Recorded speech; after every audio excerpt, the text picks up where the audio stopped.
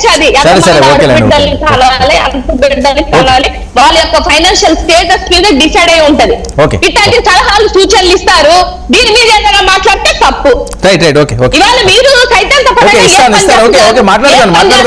Press meet పెట్టండి, తిట్టకుండా ఒక press meet పెట్టమనండి. Okay okay మాట్లాడదాం.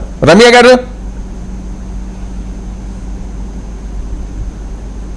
అందరికీ నమస్కారం అండి. నమస్తే అండి. ఏంటి ఇంత దారుణాలు చేస్తున్నారట, ఇంత అన్యాయాలు చేస్తున్నారట? అందుకే ఇళ్లలో కూర్చొని ఏడుస్తున్నామండి. మాకు 11 సీట్లు వచ్చినాయి కదా. మరి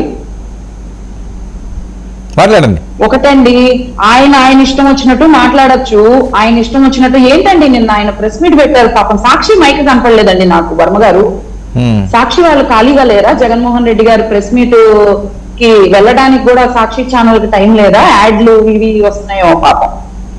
అరే సొంత పార్టీ సొంత ఛానల్ వాళ్ళు కూడా తీసుకొచ్చి మైక్ పెట్టలేదా జగన్మోహన్ రెడ్డి గారికి? ఏంటండి ఈయన మాట్లాడుతూ ఉంటారు, బాలయ్య బాబు అంటారు, అదంటారు, ఇదంటారు. ఒకప్పుడు బాలయ్య బాబు గారి ఫ్యాన్స్ ప్రెసిడెంట్ కదండి జగన్మోహన్ రెడ్డి గారు. జగన్మోహన్ రెడ్డి గారు మరి అయ్యో ఫ్యాన్స్ ప్రెసిడెంట్ జగన్మోహన్ రెడ్డి గారు. వైసీపీ నేతలను అడగండి వర్మ గారు, మీకు తెలీదా? సరే తర్వాత మళ్ళీ ఉన్నాయి, మీరు సెర్చ్ చేసుకోవచ్చు. దానికి నేను సమాధానం చెప్తానులేమ్మా. సరే ఓకే ఓకే ఆవిడ చెప్తారట్లేండి, మీరు కంటిన్యూ చేయండి. చెప్పండి అమ్మా, అందరికీ సమాధానం చెప్పండి. ఏదన్నా మాట్లాడితే మాట్లాడుతున్నారు వర్మ గారు. ఒక్క మాట మాట్లాడతా నేను. గొడ్డల పార్టీ అంటే వాళ్ళు అంత మాట్లాడుతున్నారు. ఏదేమన్నాంటే తెలుగుదేశం పార్టీలో ఉన్నప్పుడు గొడ్డల కోట్లు జరిగినాయి, మా బాబాయ్ అట్లా జరిగింది, ఇట్లా జరిగింది. తర్వాత వీళ్ళే కదండి గెలిచారు. మరి సొంత చెల్లికి ఎందుకు న్యాయం చేయలేకపోయారు? తర్వాత 5 ఏళ్ళు ఉన్నారు. 5 ఏళ్ళు వీళ్ళు ఉంటే వీళ్ళని కూడా నమ్మకుండా వీళ్ళే హత్య చేశారు అని నమ్మిని చెల్లి ఢిల్లీ పోయింది కదా. మరి ఆ రోజున జగన్మోహన్ రెడ్డి గారు సీఎం గా ఉండి కూడా చెల్లికి ఎందుకు న్యాయం చేయలేకపోయారు? బాబాయ్ కేసు ఎందుకు రీఓపెన్ చేయలేకపోయారు? ఈయనే కదా అర్ధరాత్రి గుండెపోటు అని చెప్పింది. అవునంటారా కాదంటారా? Right okay. ఏంటి చంద్రబాబు నాయుడు గారు ఏంటి పదే సీరియస్ అవడం దేనికండి? చంద్రబాబు నాయుడు గారు మా పార్టీ వాళ్ళు చంద్రబాబు నాయుడు గారు మా పార్టీ వాళ్ళు తప్పు చేసినా కూడా సీరియస్ అవుతారు. అర్థమవుతుందా? సీరియస్ అవుతారు. నిజంగా ఎక్కడన్నా తప్పు జరుగుతున్నా, కుటుంబ ప్రభుత్వంలో ఏదైనా జరుగుతున్నా ఆయన సీరియస్ అవుతారు. వీళ్ళలాగా ఎవరు ఎక్కడికి వెళ్ళి రప్ప అంటున్నా తగ్గేదేలే అని చెప్పి ఇలా పెట్టి పోస్టర్లు పెట్టుకున్నా, కారుల్లో నిన్న ఏదో చూసాం విజయవాడలో ఏదో జరిగింది, ఫలానా వాళ్ళ మేనల్లుండి నేనని చెప్పి కార్లు వేసుకొని అడ్డదిడ్డంగా రోడ్డు మీద వెళ్తుంటే ఎవ్వరూ చూస్తూ ఊరుకోరండి.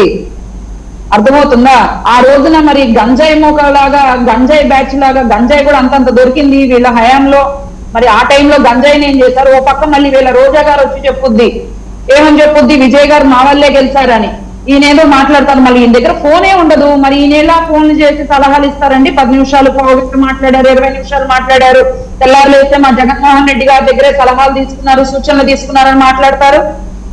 పైగా వీళ్ళు మాట్లాడతారు ఏంటంటే వీళ్ళ హయాంలో మా హయాంలో అంట పెట్రోల్ రేట్లు పెరిగిపోయినాయి అంట. వీళ్ళ హయాంలో 30 రూపాయల పైన పెట్రోల్ డీజిల్ రేట్లు పెరిగితే ఏం చేస్తారండి? మరి ఆ రోజున వ్యాట్ ట్యాక్స్లని అవని ఇవని మాట్లాడిన జగన్మోహన్ రెడ్డి గారు మరి ఈ రోజు నుంచి పెట్రోల్ రేట్లు పెరిగినాయి, పెట్రోల్ దొరకట్లేదు, అది ఇదని మాట్లాడతారా?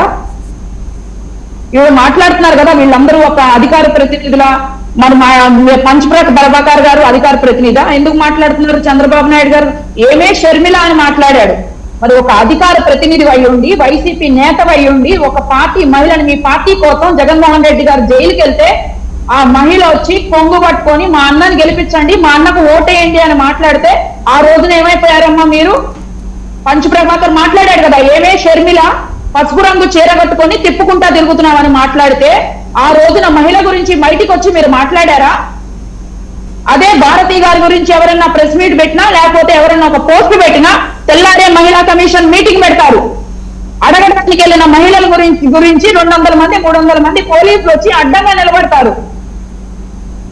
మళ్ళీ ఈ రోజున వీళ్ళు మాట్లాడతారు వీళ్ళు ఏదో మహిళా పక్షపాతుల్లాగా. నిజంగా మీది గొడ్డల పార్టీ కాదా? మీరు సైకో బ్యాచ్ కాదా? ఎంత నీచంగా అసెంబ్లీ సాక్షిగా భువనేశ్వరం మాట్లాడితే మర్యాద తప్పదెవరికైనా కూడా చెప్తున్నా. నేను పర్సనల్ గా మాట్లాడేది మిమ్మల్ని, పార్టీ పర్సనల్ గా ఎత్తి మాట్లాడితే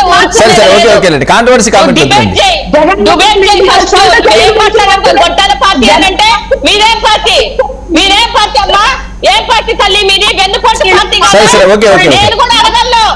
ఒక్క నిమిషం అండి. నువ్వు డిబేట్ చేస్తానైతే ఎంత పిచ్చి పిచ్చి మాటలు మాట్లాడొద్దు, అర్థమవుతుందా? సరే సరే ఓకే ఓకే సైద్ధాంతికంగా మాట్లాడు, నువ్వు సైద్ధాంతికంగా రాజ్యాంగబద్ధంగా మాట్లాడు, కూర్చొని సమాధానం చెప్తాను నేను. పిచ్చి పిచ్చి మాటలు మాట్లాడి సరే సరే ఓకే ఓకే ఓకే ఓకే ఒక్క నిమిషం ఓకే మల్లేశ్వర్ గారు నేను చెప్పాను కదా కాంట్రవర్సీ వద్దండి, కాంట్రవర్సీ వద్దు, మామూలు మాట్లాడండి రమ్య గారు. చెప్పండి ఆవిడికి. ఓకే ఓకే ఒక్క నిమిషం మాట్లాడడం కాదు, ఇది గల్లీ గొడవ. సరే సరే వెయిట్ అండి వెయిట్ రమ్య గారు మాట్లాడండి. ఏం మాట్లాడతారండి వీళ్ళు? ఆడవాళ్ళకి అరే ఒక్క నిమిషం అండి మల్లేశ్వర్ గారు, ఒక్క నిమిషం మీరు మాట్లాడేది కదా ఇస్తాను నేను. కాంట్రవర్సీ వద్దులండి రమ్య గారు, పాయింట్లో రండి. నేను చెప్పాను మీరు వెయిట్ చేయండి.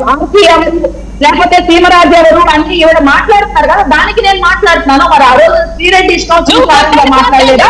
పవన్ కళ్యాణ్ గారి గురించి ఇష్టానుసారంగా మాట్లాడలేదా?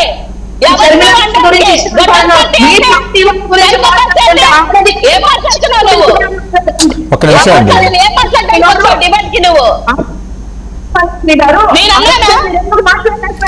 ఆస్తి కట్టుకున్న చీర గురించి కూడా మాట్లాడతారా మీ పార్టీ నేతలు?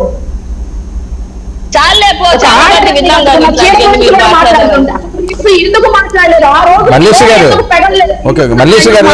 మల్లేష్ గారు మీ నెట్వర్క్ ఒకసారి చెక్ చేసుకోండి, ఫ్రీజ్ అవుతున్నది, మీ వాయిస్ వస్తున్నది కానీ ఫ్రేమ్ ఫ్రీజ్ అవుతున్నది చూసుకోండి ఒకసారి. రమ్య గారు మాట్లాడుతూ ఉంటాడు. అనంతబాబు సభాన్ని వేసుకొని తిరిగినప్పుడు ఏమైపోయారండి వీళ్ళు? ఒక చిన్న పిల్లల్ని బీసీ బిడ్డకు చంపిన రోజు ఏమైపోయారండి? ఈ రోజు వచ్చి 7 ప్రశ్నిస్తుందా? అట్లా అని ఇట్లా అని సైకోలని వీళ్ళని 7 ప్రశ్నిస్తుందా? కనీసం సొంత పార్టీలో ఉన్న జగన్మోహన్ రెడ్డి గారి చెల్లి గురించి మాట్లాడితేనే ఇలాంటి వాళ్ళు వచ్చి బయట మాట్లాడాల. అదే తెలుగుదేశం పార్టీలో అయితే, కూటమి ప్రభుత్వంలో అయితే మాట్లాడకుండా ఎవరైనా ఊరుకునే వాళ్ళు, ప్రతి ఒక్కళ్ళు స్పందించే వాళ్ళు, నాయకుడు స్పందించే వాళ్ళు, తక్షణమే సస్పెండ్ చేసేవాళ్ళు అలాంటి వ్యక్తుల్ని పార్టీలో నుంచి. మినిమం కామన్ సెన్స్ లేదు, ఇంకెంత జ్ఞానం లేదు. వీళ్ళు వచ్చి మాట్లాడతారు, వీళ్ళు వచ్చి సలహాలు ఇస్తారు, ఇలాంటి వాళ్ళు వచ్చి సలహా. పైగా మావిగా అంటే చంద్రబాబు నాయుడు గారి కంటే గుండెపోటు వస్తుందంట. ఏం మాట్లాడతాడండి ఒక జగన్మోహన్ రెడ్డి గారు, సీఎం స్థాయి వ్యక్తి ఏం మాట్లాడతారు? మొన్నే కదా మన లాస్ట్ ప్రెస్ మీట్ లో మాట్లాడారు, 2 ఏళ్ల నుంచి ప్రశాంతంగా ఉంది. అవును, కూటమి ప్రభుత్వం ఉంటే ప్రశాంతంగానే ఉంటది. మీలాగా కోడికత్తి డ్రామాలు, గులకరాయి డ్రామాలు ఎవరు చేయరు కదా మా పార్టీలో. ఎవరి పని వాళ్ళు చేసుకుంటూ పోతారు. ఎవరు ఏ కంపెనీ తీసుకోవాలి, ఆంధ్ర రాష్ట్రాన్ని ఎలా డెవలప్ చేయాలి, ఆంధ్ర రాష్ట్రాన్ని ముందుకు ఎలా తీసుకెళ్లాలి, యువతకి ఎలా ఉపాధి కల్పించాలి అనే దిశగా ముందుకెళ్తారు. పైగా వీళ్ళు మాట్లాడతారు మేము ఏమి హామీలు తీర్చలేదంట. ఏం తీర్చలేదండి? ఉచిత బస్సు, దీపం పథకం కింద గ్యాస్ సిలిండర్స్ ప్రతి ఒక్కటి తీర్చుకుంటూ వస్తున్నాం. డిఎస్సి ప్రతి ఒక్కటి తీర్చుకున్నాం. ఏం తీరలేదమ్మా? ఒక్కొక్కటిగా మీరు ఇంత అప్పు తీసుకొచ్చి పెట్టారు ఆంధ్ర రాష్ట్రం మీద. లక్షల కోట్లు అప్పు తీసుకొచ్చి పెట్టారు.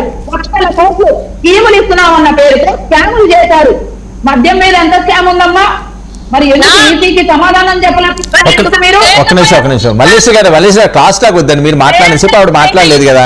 సరే వినండి కాదు, మీరు మాట్లాడినసేపు ఆవిడ మాట్లాడలేదు కదా. క్లాస్ టాక్ చేయడం వల్ల వాయిస్ రావు. వినండి మల్లేశ్వర్ గారు, క్లాస్ టాక్ వద్దు, మళ్ళీ వాయిస్ బ్రేక్ అవుతుంది. వర్మగారు, మనం ఇసుక కొండలు ఎప్పుడైనా చూసారా వర్మగారు? మీరు ఇసుకను ఆ రకంగా తోచుకున్నారు. ఇసుక కొండలు చూసాం. ఈ రోజున వీళ్ళు మాట్లాడతారు, రోడ్ల గురించి మాట్లాడుతున్నారు, కాలువల గురించి మాట్లాడుతున్నారు, కరెంటు గురించి మాట్లాడుతున్నారు. ఏమన్నా 5-6 సార్లు కరెంట్ రేట్లు పెంచారు. లాస్ట్ మేము ఉన్న గత ప్రభుత్వంలో 5 ఏళ్లలో ఒక్కసారైనా కరెంటు ఛార్జీలు పెరిగినాయా? మీరు ఎన్నిసార్లు కరెంట్ ఛార్జీలు పెంచారు మల్లేశ్వరి గారు? సమాధానం ఉండదండి, సమాధానం ఉండదు. వీళ్ళ నాయకులు ఇంతే, వీళ్ళు ఇంతే. మళ్ళీ బతుకులకు సమాధానం లేక. ఒక్క నిమిషం అండి మల్లేశ్వరి గారు, మీరు మాట్లాడిన సేపు వాళ్ళు ఎవరు మాట్లాడలేదు కదా. దానివల్ల క్రాస్ టాక్ చేస్తే ఒక వాయిస్ బ్రేక్ అయిపోద్ది, ఎవరికి అర్థం కాదు.